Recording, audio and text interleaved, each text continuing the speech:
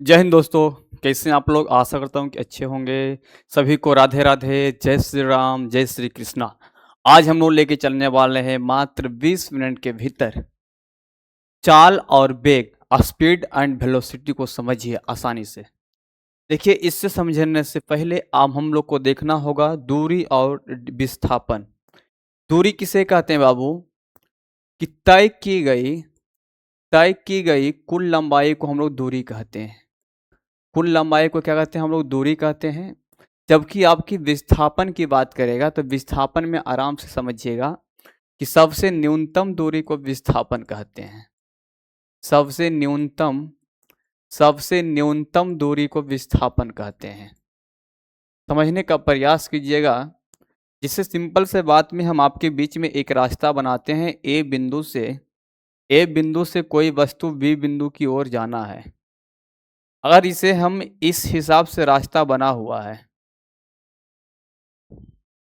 समझिए ना, इस हिसाब से रास्ता बना हुआ है और आपसे कहा जा रहा भैया यहाँ पर दूरी बता दीजिए। अगर अगर ए दे दिया है 5, ए दे दिया हो आपको 6, ए दे दिया है 3, ए दे दिया 1 2 1 3 4, तो आपसे कहेगा भैया दूरी कितना है, तो आप सबको जोड़ के लिखना होगा। कितना हो जाएगा? 5 6 11, 11 3 14, 14 1 15, 15 3 हमारा हो गया 18, 18 15 न था बाबू, 11 3 14 1 15, 15 3 18, 18 18 3 21, 21 4 25। तो दूरी कहेगा बाबू तो 25 हो जाएगा। जबकि अगर आपसे विस्थापन कह दिया तो विस्थापन में आप लोग ध्यान दीजिएगा, सबसे न्यूनतम दूरी ए से बी जाने के लिए सबसे न्यूनतम दूरी तो हमें ए हो जाती है ना। तो इसे दूरी को नापना है। ये 5 हो गया बाबू, ऊपर से 3 हो जाएगा, यहाँ से हमें 2 हो जाएगा, यहाँ से फिर 3 हो जाएगी। यानी कि 5 3 8 2 10 3 13, यानी विस्थापन हमारा मात्र कितना हो जाएगा? 13 चलाएगा। लेकिन एक बात और ध्यान दीजिएगा, अगर ए बिंदु से बी बिंदु तक कोई व्यक्ति जाता है और पुनः ए बिंदु तक चला आता है तो आपको कहेगा दूरी कितना हुआ है। तो जब वापस ए बिंदु तक चला आया तो दूरी तो हमारा सेम हो जाएगा, इसका दुगना हो जाएगा, 25 दूना 50। लेकिन यही आपसे कहेगा विस्थापन कितना हुआ। विस्थापन जब आपसे विस्थापन पूछ रहा बाबू, विस्थापन कितना हो गया है, तो जहां से गया है वहां पे वापस चला आया तो न्यूनतम दूरी तो शून्य हो गई ना, तो विस्थापन यहाँ पे शून्य हो जाएगा। ये आप लोग समझ गए हो दूरी विस्थापन। अगला बात पे ध्यान दीजिएगा, दूरी सदैव धनात्मक होता है। दूरी सदैव क्या होती है? दूरी सदैव धनात्मक होगा बाबू, धनात्मक होता है। जबकि यही बात आपसे कहेगा विस्थापन में, तो विस्थापन जो होता है ए प्लस, धनात्मक, ऋणात्मक और शून्य तीनों हो सकता है। धनात्मक, ऋणात्मक और शून्य तीनों हो सकता है। जबकि दूरी हमेशा क्या होगा? दूरी हमेशा पॉजिटिव होगा बाबू। और नहीं तो अगर नहीं चले हैं, विरामावस्था में, तो दूरी शून्य होगा। विरामावस्था में अगर रहेंगे तो दूरी क्या हो जाएगी? हमारा शून्य हो जाएगा। सबसे महत्वपूर्ण बात है। दूसरा का महत्वपूर्ण बात यह है कि दूरी भी एक सदिश राशि है। एक मिनट, दूरी एक अदिश राशि है जबकि विस्थापन एक सदिश राशि है। दूरी एक अदिश राशि है बाबू, अब विस्थापन कहेगा तो विस्थापन एक सदिश राशि है। तीसरा बात को आप लोग ध्यान दीजिएगा। तीसरा बात यह है कि अगर हम दूरी की बात करेंगे तो इसका एसआई मात्रक मीटर होता है और विस्थापन का भी एसआई मात्रक क्या होती है? मीटर होता है। अगर हम बात करेंगे विमीय फॉर्मूला का, विमीय सूत्र का, तो दूरी का जो विमीय सूत्र होगा बाबू वो m पर पावर 0, l पर पावर 1, समय पर पावर 0 हो जाएगा। और यही विमीय सूत्र हमारा किसका होगा? विस्थापन का भी होगा, दोनों सेम होगा। अगला नोट पॉइंट में आप लोग को ध्यान देना है, संबंध से आप लोग के प्रश्न आता है। देखिए संबंध से प्रश्न क्या आएगा? दूरी और विस्थापन में संबंध सबसे पहले होता है कि दूरी या तो विस्थापन से ज्यादा होगा या तो विस्थापन के बराबर होगा। दूरी या तो विस्थापन से ज्यादा होगा या तो विस्थापन के बराबर होगा।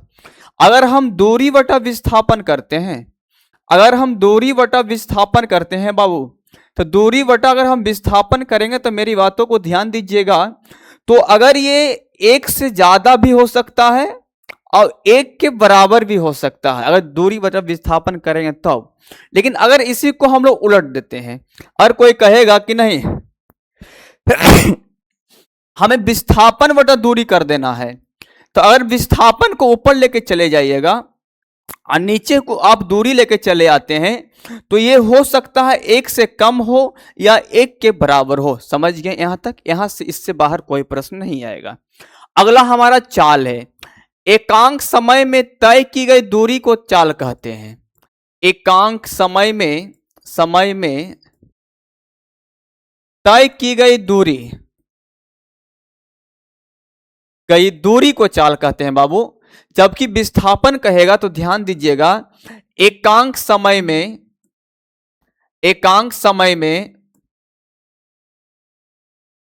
तय की गई विस्थापन को वेग कहते हैं। दोनों में अलग है, अर्थात फॉर्मूला आप लोग को ध्यान देना है। इसका कहेगा चाल का फॉर्मूला क्या होता है, तो चाल बराबर हमारा होता है दूरी बटा समय।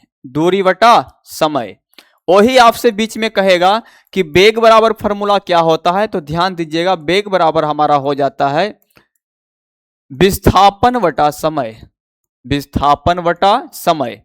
अगला बातों पे आप लोग ध्यान दीजिएगा बाबू, कि अगर कहेगा इसका एसआई मात्रा क्या होता है, तो आपको ध्यान देना है, इस एसआई मात्रा हमारा दूरी का मीटर होता है, समय का सेकंड होता है। अगर वेग का भी एसआई मात्रक पूछेगा तो इसका भी एसआई मात्रक होता है। विस्थापन को भी हम लोग मीटर से ही नापते हैं, एक प्रकार का वो भी लंबाई है, तो मीटर पर सेकंड हो जाएगा। अगला चाल कहेगा तो चाल एक अदिश राशि है बाबू, जबकि वेग कहेगा तो वेग एक सदिश राशि है। कौन सी राशि है? सदिश राशि है। अगला बीमा हम लोग का बचा हुआ है। बीमा से अगर प्रश्न आएगा तो बीमा आपसे अगर बीमीय फॉर्मूला पूछेगा तो ध्यान दीजिएगा, यहां द्रव्यमान नहीं है इसलिए द्रव्यमान पे 0, लंबाई है, लंबाई पर 1, हम लोग का समय नीचे है तो इनवर्स में 1। इसका भी बीमीय फॉर्मूला सेम ही होगा, m पर पावर ऊपर 0, l पर पावर 1, समय पर इनवर्स 1। ये हमारा बीमीय सूत्र हो गया। समझ गए ना? अगला प्रश्न नोट पॉइंट में आप लोग को एक बात को ध्यान देना है, प्रश्न में रेलवे का पूछा हुआ है कि अगर वृत्तीय पथ में अगर हम कोई वस्तु गति कर रहा है, तो वृत्तीय पथ में अगर कोई वस्तु गति करेगा वृत्तीय पथ में, तो ध्यान दीजिएगा चाल जो है ना ये अचर रहेगा, चाल नहीं बदलेगा, चाल अचर रहेगा। जबकि वेग दिशा परिवर्तन होने के कारण वेग बदलते रहेगा, तो वेग हमारा हो जाएगा चर। क्या होगा बाबू? चर। जबकि चाल क्या होगा? अचर होगा। इस प्रश्न को भी आप लोग ध्यान दीजिएगा, रेलवे का कई बार पूछा हुआ प्रश्न है। इसके बाद हम लोग का सबसे फेमस एक बात और यहां पर ध्यान दीजिएगा, चाल को वेग को हम लोग 2 प्रकार से रखते हैं। एक वेग को हम लोग प्रारंभिक वेग कहते हैं, प्रारंभिक वेग को हम लोग यू से दर्शाते हैं क्योंकि इसका प्रयोग आएगा।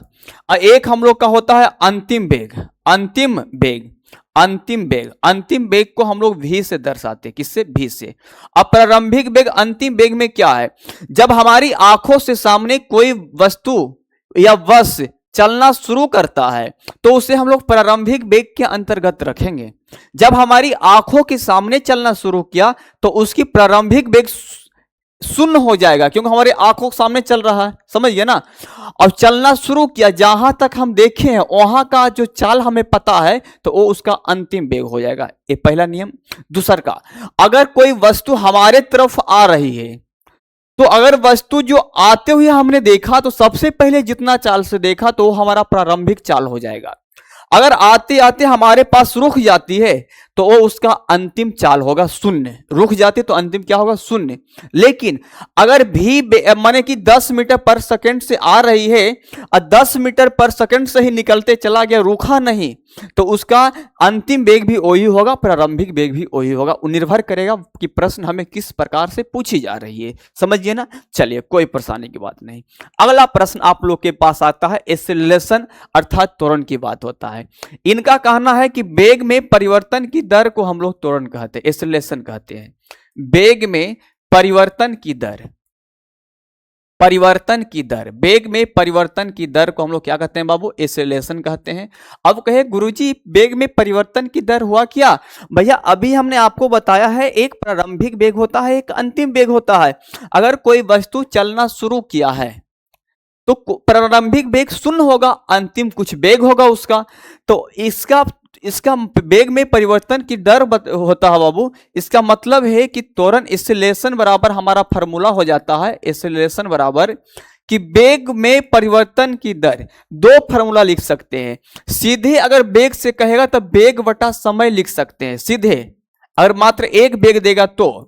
और नहीं तो अगर हमें वाक्य में करके प्रश्न को बनाने देगा तो सिंपल से बात में हम लिखिएगा कि v माइनस यू वटा टी, अर्थात प्रारंभिक वेग अंतिम वेग माइनस प्रारंभिक वेग वटा समय, ये हमारा क्या होगा? त्वरण का रूप हो जाता है। समझ गए ना?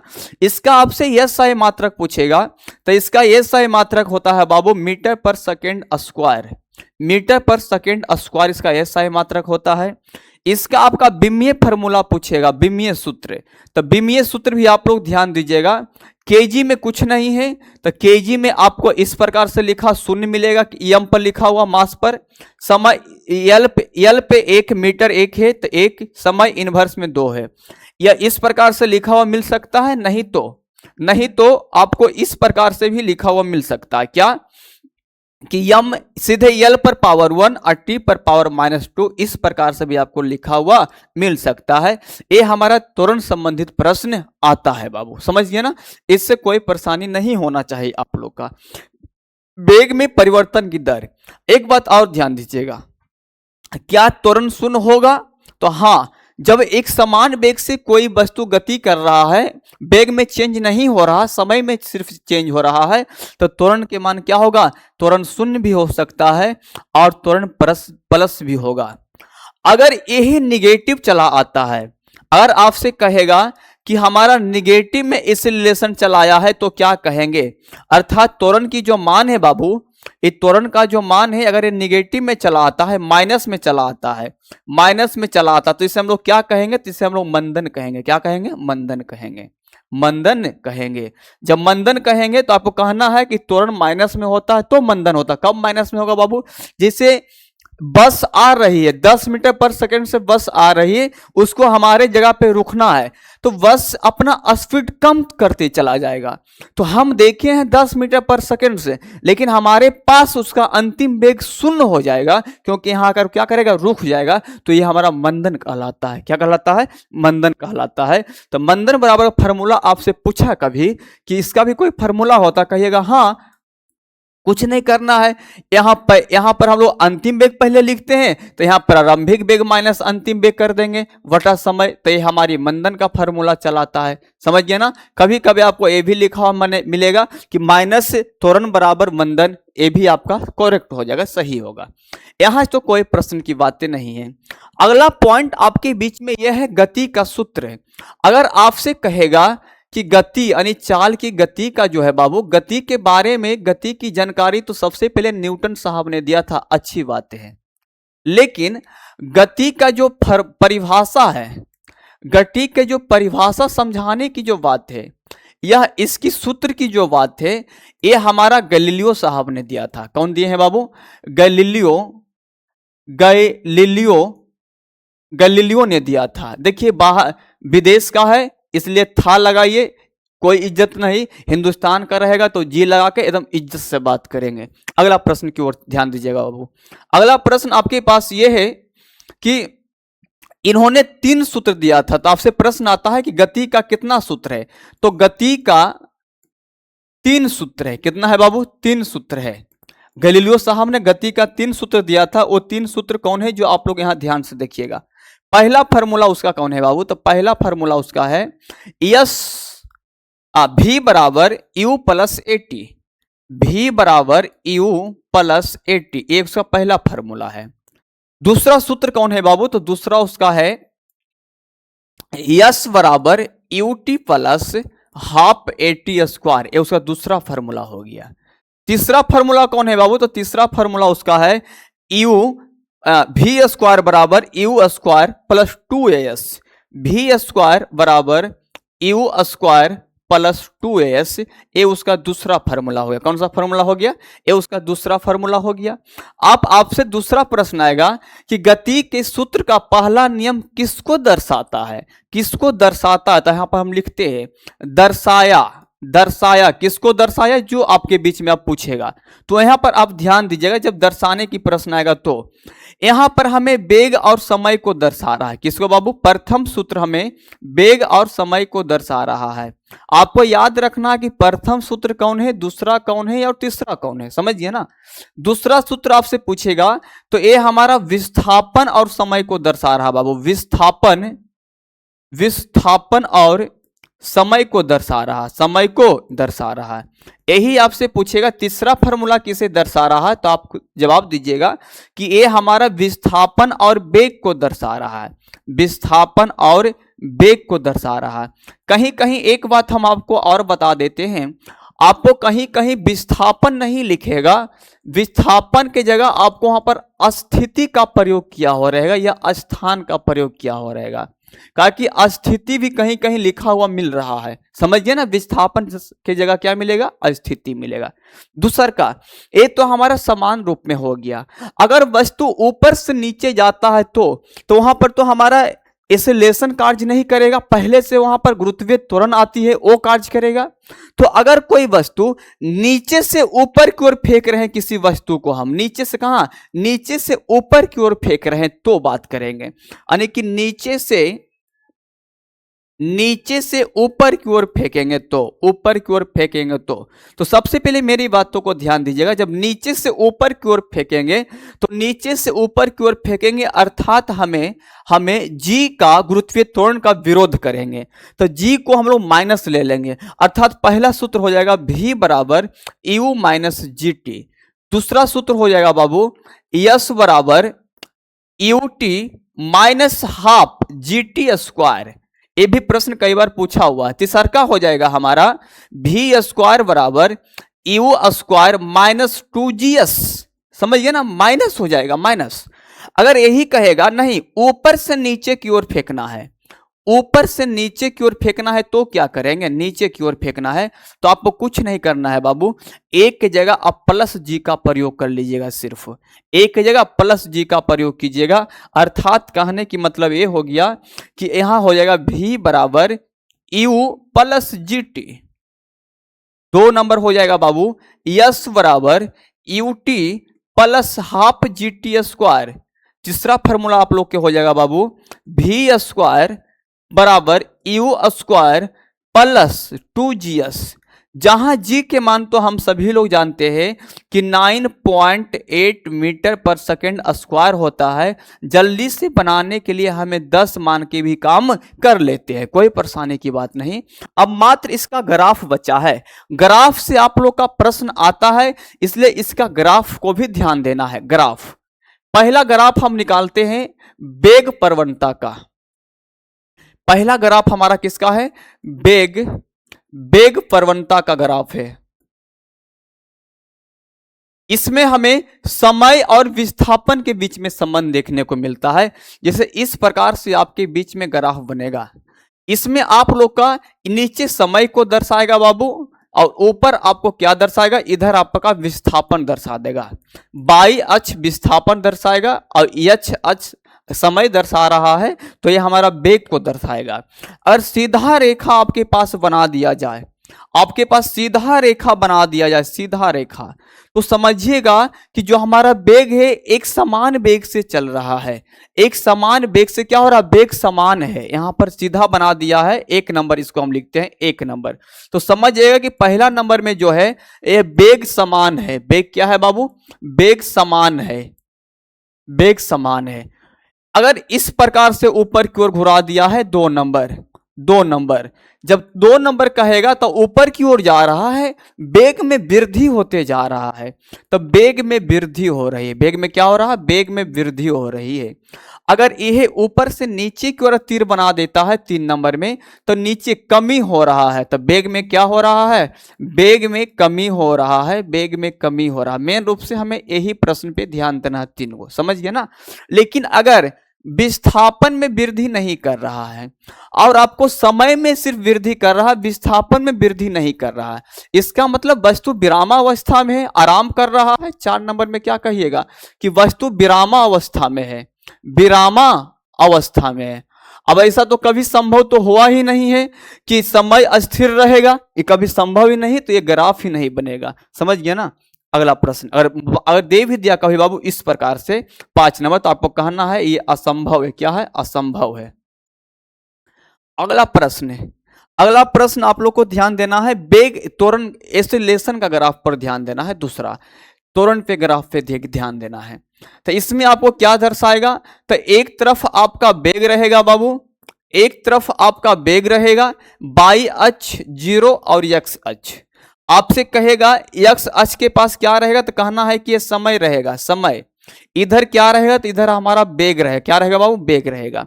अगर सीधा रेखा कर दिया जाए, सीधा एकदम सीधे, इसका मतलब है कि एक समान त्वरण से रहेगा, चल रहा होगा कोई वस्तु। क्या? एक समान ही त्वरण से चल रहा है वस्तु, एक समान ही त्वरण से चल रहा है। अगर यही बात आपसे कह देगा इस प्रकार से घुमा दे, इसका मतलब है कि बाबू जो हमारा त्वरण है ना वो घटेगा। त्वरण क्या हो रहा है? घटेगा, कम होगा। अगर यही हमें इस प्रकार से वृद्धि कर दे तो समझिएगा कि त्वरण में क्या हो रही है? वृद्धि हो रहा है, त्वरण में वृद्धि हो रही है बाबू। और यही प्रश्न आपसे कह देगा कि इस प्रकार से कर दे, यानी कि वेग समान है, समय में सिर्फ वृद्धि हो रहा, वेग एक समान है। वेग क्या है? वेग एक समान है। इसका मतलब सिंपल से है कि यहाँ पे तो वेग एक समान है, तो त्वरण के मान शून्य हो जाएगा। त्वरण के मान क्या होगा? त्वरण के मान शून्य होगा। तो इस प्रकार से भी लिख सकता है, या एक ए लिखेगा कि एक समान वेग से चल रहा है, एक समान वेग से चल रहा है। समझ गए ना। अगर कभी आपसे इस प्रकार से प्रश्न दे दे तो ये हमारा क्या है? असंभव है। क्या है बाबू? असंभव है। चलिए यहां तक हम लोगों ने आज हमें चाल एवं स्पीड वेलोसिटी का पूरी की पूरी टॉपिक को हम लोगों ने समाप्त किया। जय हिंद, जय भारत।